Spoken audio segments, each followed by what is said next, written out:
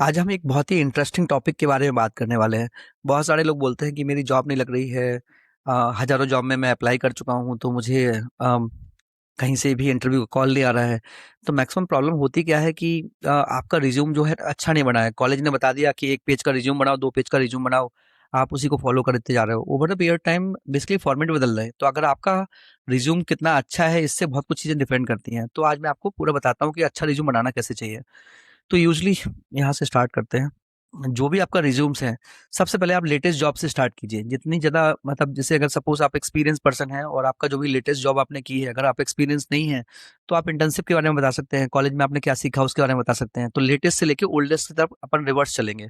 सबसे ऊपर आएगी आपकी लेटेस्ट जॉब, सबसे लास्ट में आएगी आपकी ओल्डेस्ट जॉब। फिर जो आपका टाइटल है वो क्लियरली आपका टाइटल विजिबल होना चाहिए। इसके बाद में आपने किस कंपनी में काम किया, किस लोकेशन पे काम किया, आपका रोल क्या था, हाइब्रिड था, ऑन साइट था, रिमोट था, कितने टीम मेंबर के साथ में काम किया। अम, इससे पता चलता है जैसे रिमोट है, अगर कोई रिमोट ढूंढ रहा है तो वो रिमोट ही लोगों को पसंद करेगा, क्योंकि रिमोट वाले लोगों को वर्क कल्चर रिमोट में मैनेज करते हुए आता है। So they prefer people remote. अगर वो हाइब्रिड ढूंढ रहे हैं तो they will prefer hybrid. If they are looking for on site then they will prefer people on site.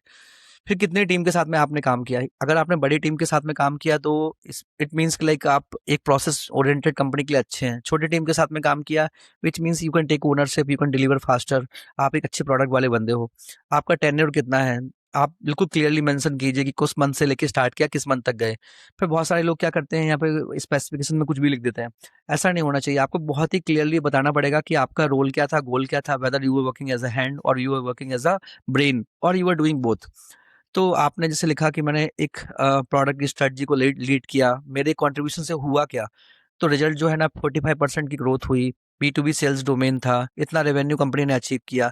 इससे पता चलता है कि आपके ROI क्या आया, आपकी एफर्ट का ROI क्या आया। देन यू ऑल्सो से कि like I work with I manage 15 team engineers, designers, marketer. तो इससे ये पता चलता है लीडरशिप है आप में, आप टीम को मैनेज कर सकते हो। Deliver 3 major product releases on time under budget. तो इससे पता चलता है कंपनी के लिए ROI अच्छा आया। Implemented agile methodologies, 30% improve team velocity by 20%। तो जितना अच्छा आप डेटा ड्रिवन अपना रिज्यूम रखोगे, उतना ज़्यादा उनको शॉर्टलिस्ट करने का रहता है। आपका बहुत कुछ काम वहीं से बच जाता है। समटाइम व्हाट हैपन कि लाइक आप कभी कभी किसी कंपनी में एक इंटरव्यू होते हैं, किसी में मल्टीपल इंटरव्यूज होते हैं, पर सब लोग रिज्यूम तो पढ़ते ही हैं। तो रिज्यूम में जितना अच्छा आप डेटा ड्रिवन रखोगे, जितना ज़्यादा क्लैरिटी से बताओगे कि काम क्या था, उनसे क्या कॉन्ट्रीब्यूशन से हुआ क्या, तो बहुत अच्छा रहता है। फिर कौन कौन से टीम को आपने कौन से टूल्स को यूज़ किया आपने। So tool is basically give you a technical knowledge. But कुछ चीज़ें ऐसी हैं कि आपने बिहेवियर स्किल्स क्या थी, कि product strategy, team leadership, data analytics, ये भी मैंने वहाँ पे शोकेस किया इस पर्टिकुलर रोल के लिए।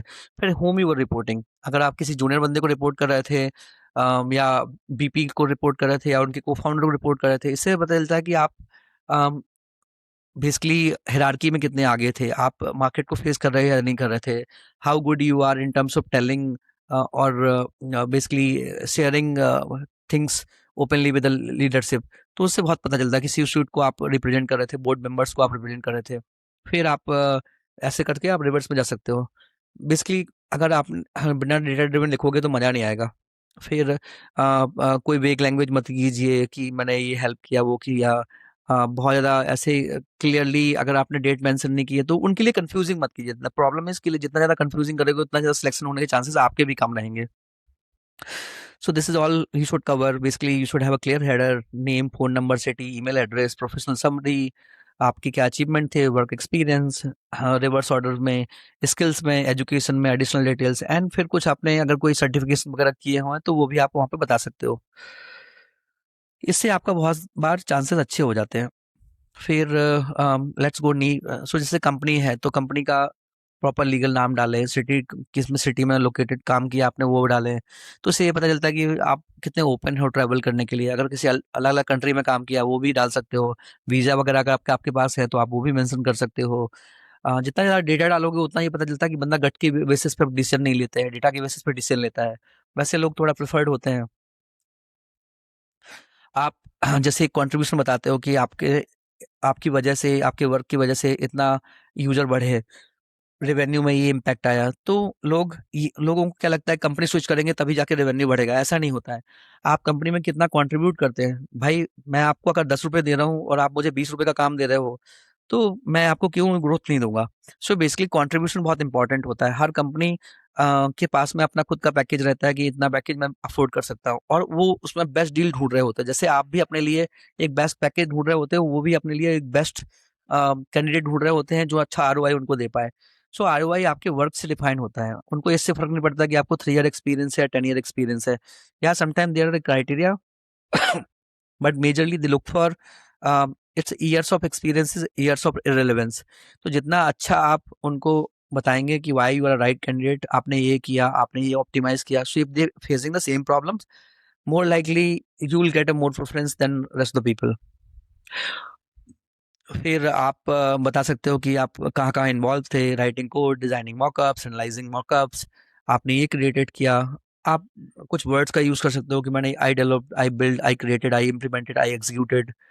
स्ट्रेटजिक प्लानिंग में I led, I strategized, architect, directed, orchestrated. So these are certain keywords you can use. Then reporting structure, reported to director of engineering, presented weekly meeting to C-suits, managed 3 direct reports, reported to VP of products, cross functional मैं कैसे काम करता था, इतने stake holder को इतने department में manage करता था। These all things help you becoming better in terms of getting selected. फिर आप टेक्निकल स्किल्स में बता सकते हो कि मेरी बेसिक स्किल्स है, ये एडवांस है, इसको मैंने कैसे सीखा, खुद सीखा या कोई कोर्स किया आपने। सो दीज ऑल थिंग्स विल, जैसे आपने लिखा good communication skill, this is not a good way saying good communication. Good का मतलब क्या है? I presented quarterly business reviews to 50 stakeholders, translating a technical concept into a business impact. So this is the right way of telling कि आपने इस skill का utilisation कहाँ पे किया। Don't say कि I'm a good at leadership. Tell them कि I led the each throughout the organization change, maintaining 90% retention rate. जिससे आपका आउटकम पता चलता है कि बेसिकली उस स्किल का कैसे यूज किया। देन लैंग्वेज, इंग्लिश फ्लुएंट हूँ, हिंदी में सीखा, स्पेनिश मुझे आता है। So if there is a chances to go one side और the company is working where they have a customer of Spanish customers, or the team member is from there, then it will give you a lot of impact. फिर अगर company में certificates आपने किए हैं तो आप certificate भी mention कर सकते हो। करियर का प्रोग्रेशन कैसे था कि पहले एसोसिएट पीएम थे, उसके बाद में आपने प्रोजेक्ट मैनेजर बने, फिर सीनियर पीएम बने। तो इससे आपको पता चलता है कि इस बंदे ने इतने टेन्योर में इस रोल को आगे बढ़ा लिया। तो काफ़ी अच्छा उससे इम्पैक्ट मिलता है। मेंटर और कोच, आपने कितने लोगों को मेंटर किया, तो इससे ये पता चलता है कि आप इंडिपेंडेंट कंट्रीब्यूटर नहीं है, आप दूसरों की भी हेल्प करते हो, आप अपने साथ में दूसरी टीम को भी ले जाना चाहते हो।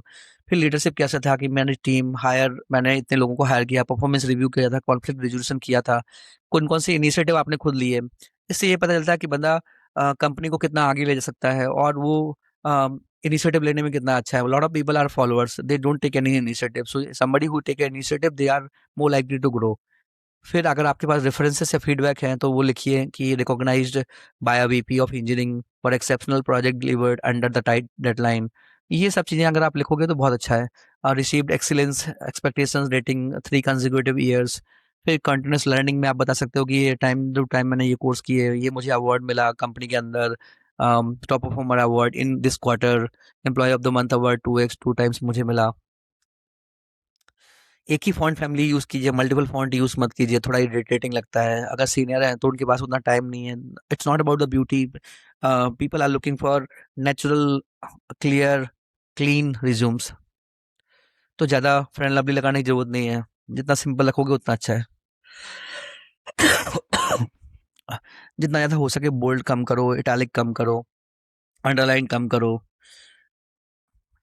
आप फॉर्मेटिंग को अपना रिज्यूम का नाम, first name last name resumes, और जो भी ईयर का है वो डाल सकते हो, या टाइटल डाल सकते हो। रिज्यूम की लेंथ, इससे फर्क नहीं पड़ता कि 0 to 5 ईयर एक्सपीरियंस है तो 1 साल एक पेज सही है, 5 से 10 साल है 2 पेज है। बहुत ज़्यादा फर्क नहीं पड़ता है, जितना अच्छे तरीके से आप क्लियरली एक्सप्लेन कर सकते हो उतना अच्छा है। But ideally 2 to 4 pages resumes are best. You should not try to concise too many things in 1 page. उससे थोड़ा लगता है कि बंदा अपने आप को कुछ ज़्यादा ही स्मार्ट समझता है, और बहुत बड़ा पेज रखते हैं तो ये लगता है कि गोल गोल घुमाता है। He is not able to explain things in a short manner. Spelling की एरर मत करो, मार्जिन से इधर उधर मत दो, फॉर्मेटिंग प्रॉपर क्लियर रखो।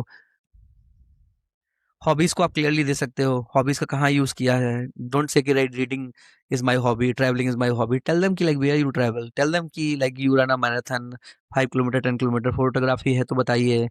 लिंक्डइन की यूआरएल डालिए, गिटहब है तो यूआरएल डालिए, पर्सनल वेबसाइट है तो यूआरएल डालिए। फिर आपका प्रेफरेंस क्या है कि open to relocate, remote preferred, hybrid, okay. Voluntary कोई वर्क किया है तो वो डालिए। पर्सनल डिटेल में name, full name, city, date of birth डालने की ज़रूरत नहीं है।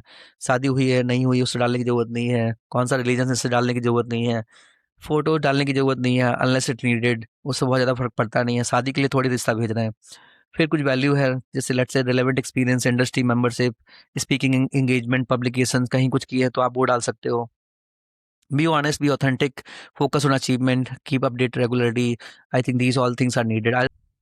सो एज अ टेम्पलेट एक अच्छा रिज्यूम कैसे होना चाहिए, थोड़ा आप इसको और पॉलिश कर सकते हो। ये थोड़ा साइज प्रॉपर नहीं है, आप ठीक कर सकते हो। जैसे राहुल शर्मा प्रॉपर नाम है, क्या टाइटल था, कितना एक्सपीरियंस था, ईमेल आईडी क्या है, फ़ोन नंबर क्या है, लिंक्डइन यूआरएल क्या है, कौन सी लोकेशन है, स्टेट डाल सकते हो। कभी कभी इंटरनेशनल कंपनी अगर आपको देख रही हैं। फिर आप प्रोफेशनल समरी में प्रॉपर डालिए कि आपने ये किया, इतने साल का एक्सपीरियंस है, आपने क्या क्या किया। So this is a summary which give them a hint कि like who you are, what you did, how many team members you work. तो it's a kind of summary of your entire resume.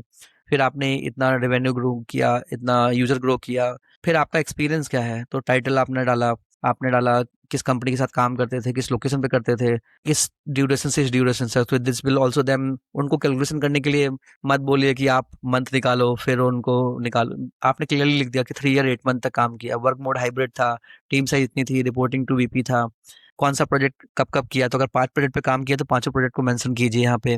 E commerce app development किया, मार्च यहाँ से start किया, इस month तक गए, total इतने मंथ का काम था, मैंने यहाँ यहाँ पे ये लीड किया, 5 मिलियन यूजर लाए, 45% increase daily active users from 2 million to 2.9 million, 60% reduction in the crash rate within the 6 month. इससे पता चलता है कि आप कितने बढ़िया बंदे हो, आपको क्या अच्छे से आता है। रिज्यूम आपका इंटरव्यू का टाइम भी काफी कम बच जाएगा और सिलेक्शन होने के चांसेस भी ज़्यादा अच्छे रहेंगे, पैकेज भी बहुत अच्छा मिलेगा। Implement AI powered recommendation engine, आपका 30% एवरेज ऑर्डर वैल्यू से जो बढ़ा दिया आपने। सो ऑर्डर वैल्यू आपने 1200 था, आप 1650 हो गया। Collaborated fort design team, engineering team, delivered seamless UX experience, manage stakeholders with the C-suite experience, big tools में ये यूज किया।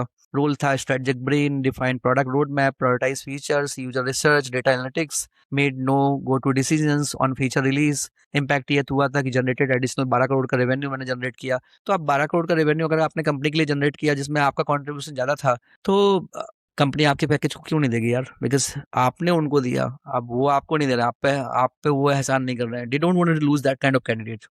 पेमेंट गेटवे का इंटीग्रेशन किया, रेजर पे पेईओ, ये सब आपने मल्टीपल पेमेंट गेटवे वहाँ पे इंप्लीमेंट किए, जिससे फेल्योर रेट 18% से घट के 4% हो गया। कंपनी ने 8 करोड़ रुपए का जो लॉस था वो बचा लिया। फिर आपने स्मार्ट रूटिंग एल्गोरिथम भी बनाई जिसमें ट्रांजेक्शन कॉस्ट 22% था, 2.4 करोड़ का सेविंग किया कंपनी के लिए। So those all things really help them कि टोटल कंपनी ने इतनी सेविंग की, इतना रेवेन्यू का अपग्रेड किया, प्रोडक्ट में ये इन्हांसमेंट आया, इससे ये बेनिफिट हुए, आपका कैसे ग्रोथ हुआ। So these all things basically help people to understand कि आपका क्या बिहेवियर है, आप कैसे हो, क्यों अच्छे हो। और बहुत कुछ टाइम आपका लिटरली बच जाएगा अगर आप इस लेवल का एक रिज्यूम बनाते हो। आप ऐसे एक्सपीरियंस में रिकमेंडेशन रिकमेंडेशन डालते तो बहुत अच्छा रहेगा। I think that's all. And अगर आप अपना रिज्यूम को ऑडिट कराना चाहते हो तो यहाँ पे कमेंट पे आप डाल सकते हो, and I will give a try and give you a feedback कि आपने सही किया है या नहीं किया है। बाकी if you have a designer then ask them to create a proper resume for you, that would be super helpful. Thank you.